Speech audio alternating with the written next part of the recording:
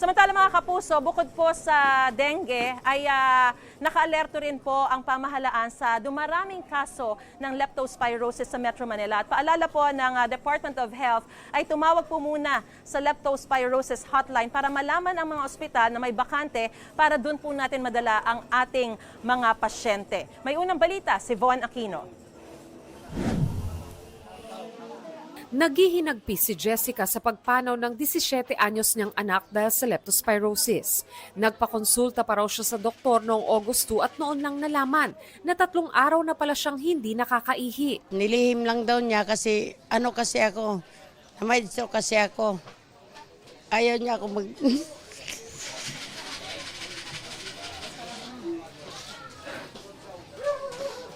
Ayaw niya ako mga problema daw. Dahil din sa leptospirosis, kaya nakakonfine at dinadialysis ang volunteer rescuer na si Victor Camarines na tumulong sa paglilinis ng mga basura sa kanilang lugar. Pero matapos ang 2 araw, nilagnat siya at ilang araw ang lumipas saka siya itinakbo sa ospital. Kwento ng kanyang kapatid, matapos ang pagbaha sa kanilang lugar, binigyan niya ng doxycycline si Victor pero hindi ito nainom. Hirap na po siya, yung may ng joints niya. Hinirap na siya maglakad, yung kilos, hindi na makakain. Kala namin lagnat lang, kaya yung trangkaso lang. Tapos pala, lepto na pala yun.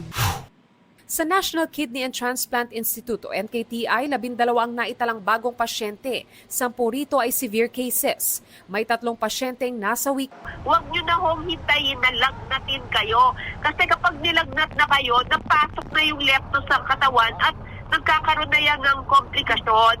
Kaya exposure pa lang sa baha, dun yung dapat uminom na tayo nitong antibiotic na prophylaxis.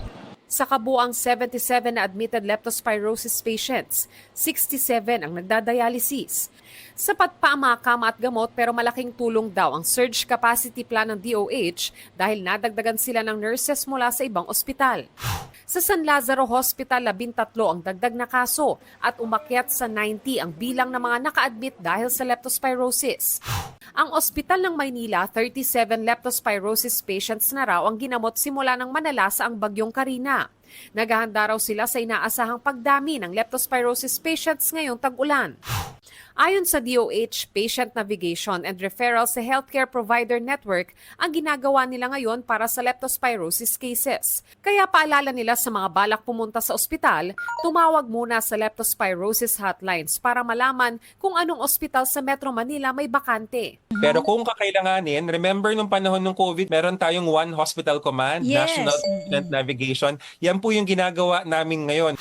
Bukod sa leptospirosis, mahigpit ding binabantayan ang mga kaso ng dengue. Ayon sa DOH, mula January 1 hanggang July 27, 128,834 dengue cases ang naitala sa bansa.